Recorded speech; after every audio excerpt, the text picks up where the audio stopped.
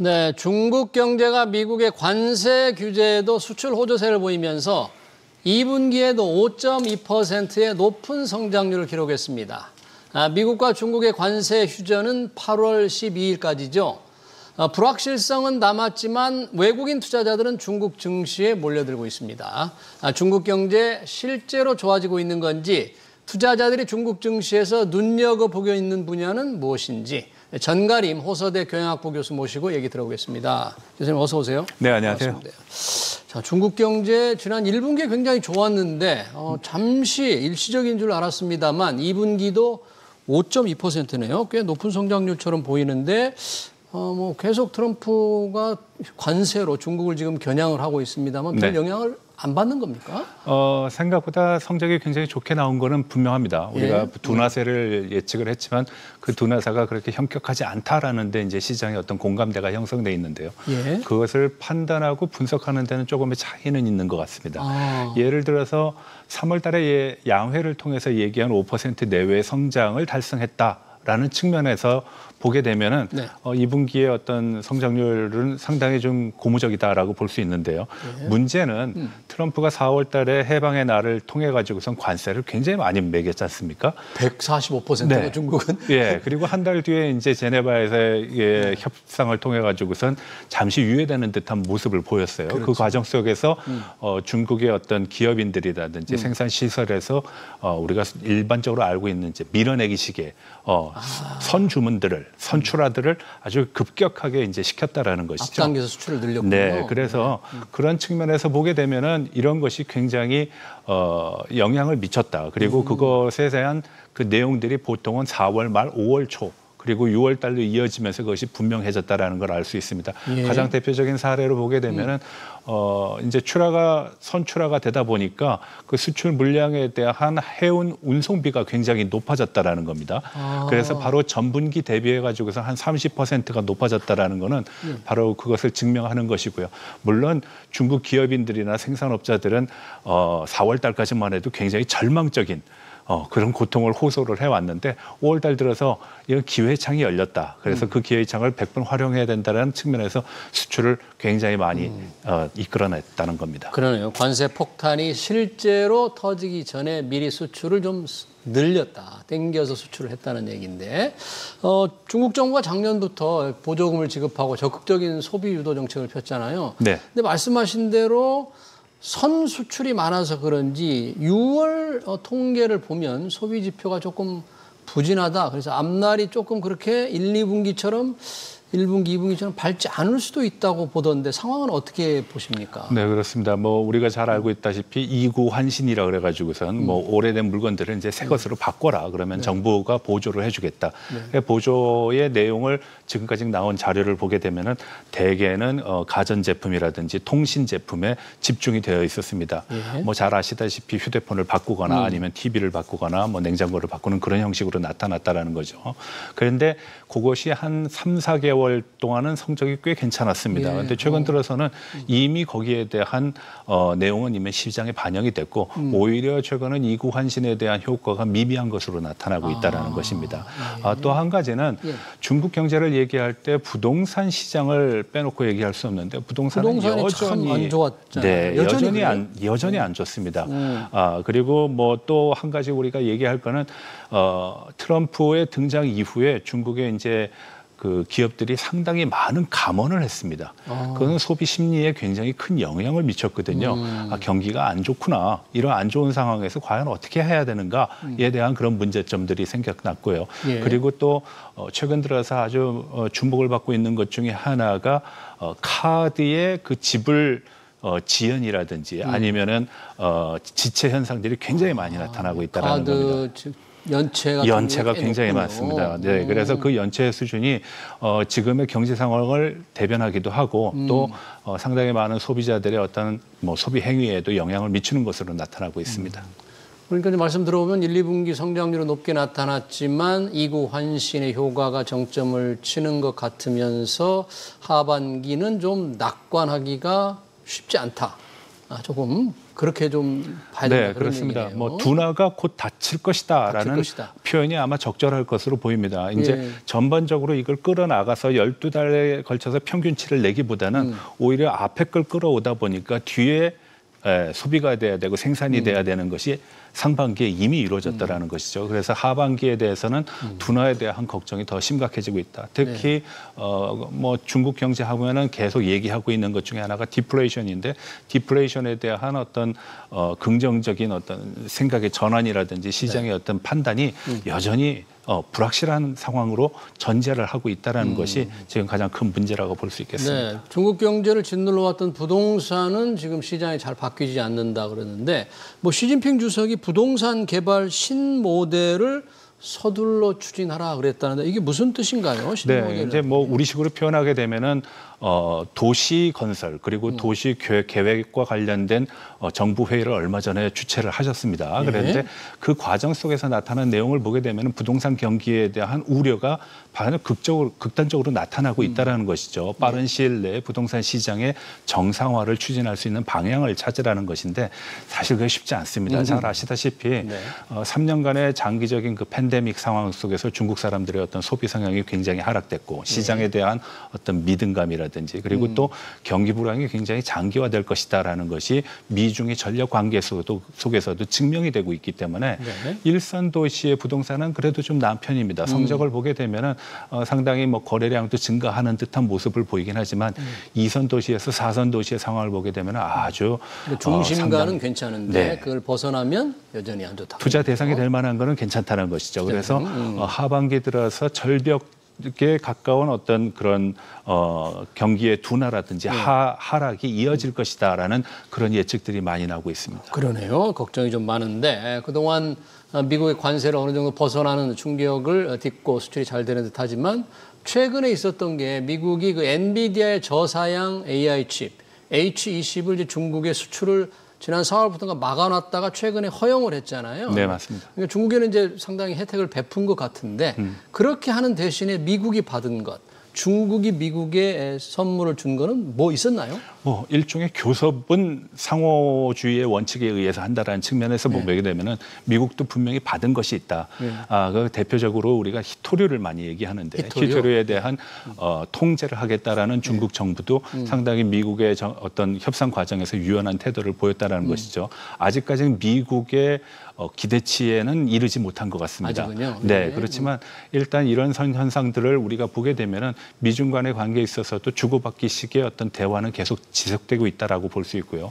또 한 가지 이제 말씀하신 엔비디아의 그런 문제를 가지고 보게 되면은 젠승황의 뭐 언급이 굉장히 좀 좋은 어떤 사례라든지 열쇠가 되지 않을까라고 저는 생각을 합니다. 어떤 얘기를 중국을 했나요? 계속 규제를 하거나 막게 되면은 오히려 중국의 자생적인 역할 그리고 그런 역량이 강화될 거기 때문에 오히려 더 큰 부담이 작용될 수 있다.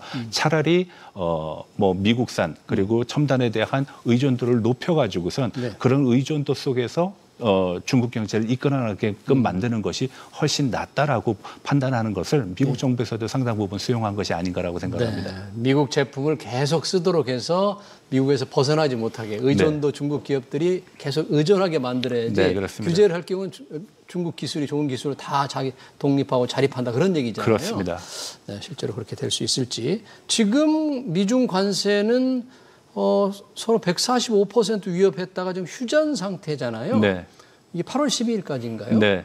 그럼 그 이후에 지금 어떻게 다시 재개될 때 서로 잘 합의가 될까? 혹시 어떤 얘기들이 조금 있습니까? 요즘 시장에 흔히 도는 얘기 중에 타코란 말 있지 않습니까? 타코, 뭐 결국은 트럼프가 말은 크게 하지만 또 타협점을 찾아갈 것이다. 그래서 비겁자 트럼프라고 보통 얘기를 하지만 그 비겁자라는 상황이라는 것도 어떻게 보면은 국내 경제에 대한 어떤 배경을 두고 얘기를 하는 거기 때문에 미국의 경제가 안 좋아지는 것을 트럼프 자신도 원치 않을 겁니다. 그리고 그러한 압박이 트럼프 행정부에서도 상당 부분 작용할 것이고요. 중국도 역시 마찬가지일 거라고 저는 판단을 합니다. 제가 최근에 중국을 다녀왔는데 중국의 상황이 썩 좋지 못하다는 것을 제가 여실히 느끼고 왔습니다. 숫자상 성장률은 높지만. 네. 왜냐하면은 제가 4월 달에는 중국의 남부 광동성에 광교회라는 걸 갔거든요. 칸톤 페어라고 이제 무역 같은 거를 하는 그런 뭐 대규모의 어떤 교역 어떤 페어가 있습니다. 근데 엑스포 같은 거요? 네. 근데 상당히 거기에 뭐 예전 같지 않다라는 느낌을 받았고요. 다음에 5월 달에는 상해를 갔는데 상해 역시도 중국 경제의 어떤 뭐 엔진이라고 얘기하는데 뭐 소비 성향을 보게 되면은 사람들의 어떤 행보라든지 아니면 지금도 저렇게 지금 다녀오신 곳에 네, 제가 찍어갖고 온 사진입니다. 사람이 잘 별로 많지 않아 보이네요. 네, 저게 북경의 가장 번화한 왕푸진 거리입니다. 왕푸진, 네, 그리고 저게 낮 시간이거든요. 네. 제가 일부러 12시에서 3시 사이에 찍었는데요. 저렇게 시장 그리고 상점에 한가합니다. 거의 사람이 없다시피 합니다. 예전에는 사람에 떠밀려서 갔거든요. 근데 저런 모습이 보여진 거를 보게 되면은 중국 경제가 썩 좋다라고는 얘기할 수 없을 것 같습니다. 네. 자, 그럼에도 불구하고 투자자들 사이에서는 요즘에 우리 한국 증시도 조금 관심이 많지만 중국 증시도 좀 관심이 많아 보여요. 네.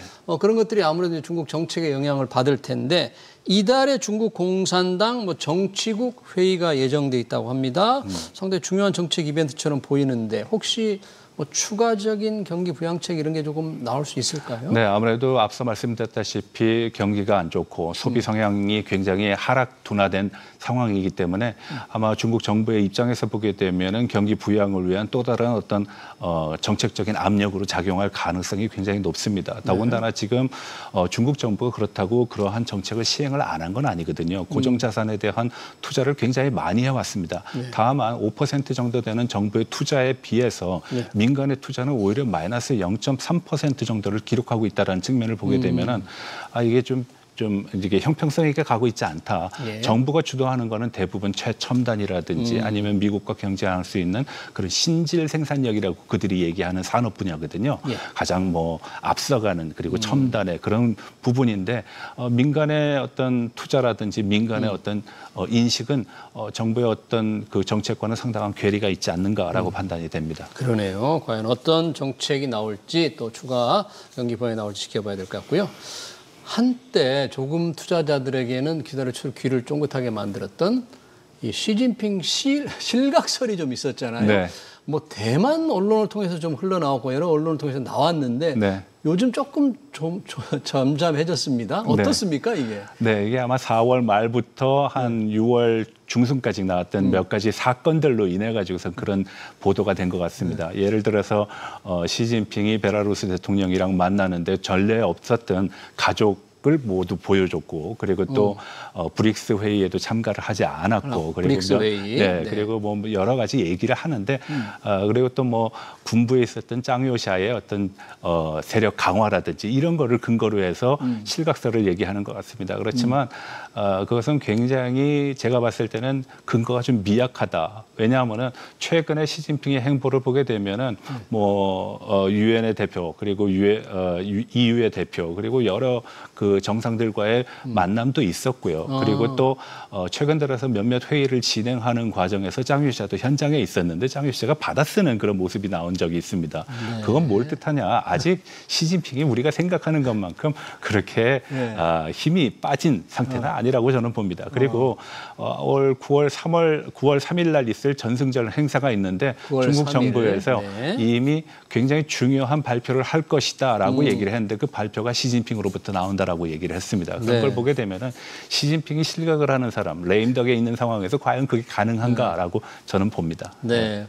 혹시 이 지배 체제가 조금 바뀌나 아니면은 아까 말씀하신 대로 힘이 조금 빠지나 하는 그런 생각이 있지만 그렇지는 않다. 시진핑이 지금 3연임 중이죠. 내년인가요? 네. 그러면 더 계속 하는 거죠. 뭐 그건 좀 더 두고 봐야 되겠지만 제가 봤을 때는 큰 무리는 없다라고 봅니다. 그리고 최근에 시진핑이 하고 있는 일련의 행보들을 보게 되면은 권력 누수라는 어떤 증거는 찾아보기 힘들다. 오히려 권력이 더 강화되고 집중되고 있는 듯한 인상을 더 받습니다. 네, 그렇군요. 대만에서 좀 바라는 사람들이 언론에 이렇게 잘못된 정보를 흘렸는지는 모르겠습니다. 중국 증시 우리 시장만큼 좀 관심이 많은데 혹시 전 교수님께서 보시는 중국 증시 상황 또 조금 관심을 가지고 있는 업종 뭐 이런 게 좀 있습니까? 네, 보통 우리가 이제 중국 증시를 얘기할 때 상해 그리고 선전의 어떤 시장을 많이 얘기를 하게 됩니다. 상해와 선전의 시장은 그다지 좋지 않습니다. 혹시 중국 투자를 하시는지 모르겠지만 전 개인적으로는 하고는 있거든요. 그런데 상당 부분은 우리가 알고 있는 중국 증시의 어떤 성과를 얘기하고 그리고 상승세를 얘기할 때는 대개 홍콩의 이제 상장한 회사들을 가지고 많이 얘기합니다. 네. 최근 들어서 IPO를 굉장히 많이 진행하고 있는데 대부분이 첨단 산업과 관련된 산업입니다. 중국 정부도 그거를 굉장히 지원을 하고 있는 듯한 인상을 받고요.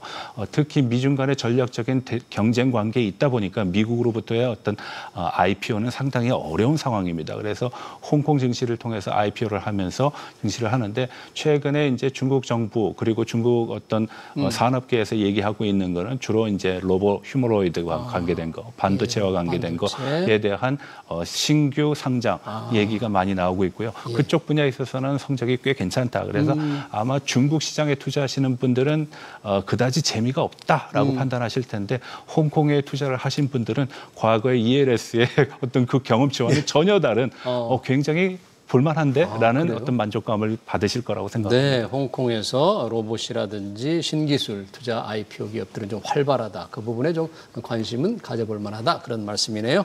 2분기 높은 성장률을 기록한 중국 경제 동향과 증시 전망까지 잘 들었습니다. 지금까지 전가림 호서대 교양학부 교수였습니다. 고맙습니다. 네, 고맙습니다. 네.